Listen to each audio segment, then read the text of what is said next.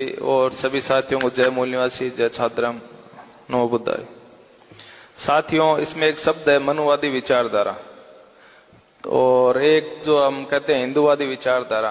तो हमारे क्या है, ज्यादातर लोग क्षत्रियों को भी वो मनुवादी समझते हैं या उन्हें हिंदू समझते हैं। तो पहले भी हमारे कई साथी बता चुके हैं, मिश्राम साहब भी बता चुके हैं कि जो क्षत्रिय है वो हिंदू नहीं है, क्योंकि इसके पीछे भी जो उन्होंने आज तक काम किए हैं उसी आधार पर कहा जा सकता है। जैसे हम राजस्थान में देखते हैं कि जितने भी रियासतें थी पहले, ब्रिटिश इंडिया अलग है, जो आज के भारत के 100 या 150 जिले होंगे जिसे हम ब्रिटिश इंडिया कहते हैं, जो 1947 में अंग्रेजों से सीधा ब्राह्मणों के नियंत्रण में चला गया था। उसके अलावा जो 600 जिले हैं उसमें हमारे जितने भी राजा महाराजा थे, वो भले क्षत्रिय हो, ओबीसी के, SC ST हो, माइनॉरिटी के हो, नवाब हो, उनका योगदान है। जो अभी जो लोग कहते हैं कि मुसलमानों को भारत से चले जाना चाहिए, तो वो सिर्फ ब्रिटिश इंडिया जहां मनुवादी थे वहीं दंगे हुए थे, बाकी जगह दंगे भी नहीं हुए।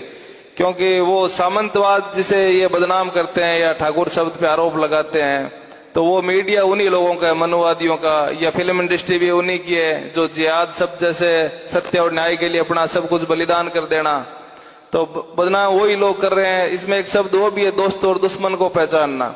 अभी साहब ने अप्रैल में यात्रा की थी राजस्थान में, तो ये विषय भी रखा था अभी ठाकुर और सामंत जो गौतम बुद्ध से रिलेटेड है, पाली भाषा के शब्द हैं, तो उन्हें बदनाम क्यों किया जा रहा है?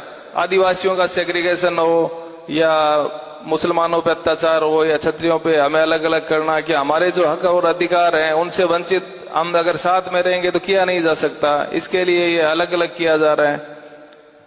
तो हक अधिकारों से, जैसे ये 47 के बाद में जो दंगे हुए थे वो ब्रिटिश इंडिया के अंदर ही हुए थे। वो इसलिए हुए कि जो प्रॉपर्टी थी पोश एरिया में, आप मुंबई ले लो, दिल्ली ले लो, तो वहां मुसलमानों के ज्यादातर घर थे, वहां से उनको पोश एरिया खाली कराए गए, और आज उन पे किसका कब्जा है उसका आकलन, अगर मैंने एक रिपोर्ट देखी थी उसमें भी दे रखा है कि ज्यादातर वो मनुवादी आप ब्राह्मण मान लो उन्हीं का कब्जा आज। तो ये जितने भी मनुवादी लोग हैं, ब्राह्मण मान लो, तो दुबई उसका विरोध नहीं करते हैं कभी भी, सऊदी अरब का, उनके साथ तो बिजनेस कर रहे हैं, वो भी तो मुसलमान है।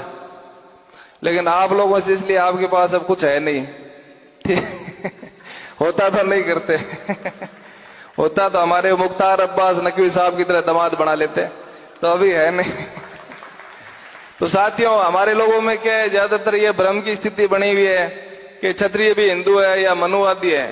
मैंने पहले भी कहा था, अभी महाराजा जयचंद का वंशज हो, इसलिए नहीं कहा था कि मुझे उनके जो काम किए हैं, मैंने सोचा आप लोग भी उनको गालियां देते होंगे, इसलिए कहा था अभी मैं उस विचारधारा का हूं। और मुझे गर्व है कि मेरे पूर्वज सामंतवादी विचारधारा के थे, मनुवादी के नहीं थे। अगर मनुवादी के होते तो 47 में जहां भी क्षत्रिय रियासतें थी वहां भी दंगे होते, वहां दंगे नहीं हुए, वो लोग शांति से रह रहे थे। और जैसे जयपुर अभी पिंक सिटी जिसे कहा जाता है, तो उस समय जयपुर के प्रधानमंत्री 1947 से पहले थे मिर्जा इस्माइल, जो साउथ के थे, तो उन्होंने ये डिजाइन किया है पूरा, महाराजा सवाई जय सिंह जी द्वितीय के समय, तो उन्होंने पूरा ये डिजाइन किया था। आज का जो आप पिंक सिटी देख रहे हैं, 3 प्रधानमंत्री रहे हैं 47 से पहले।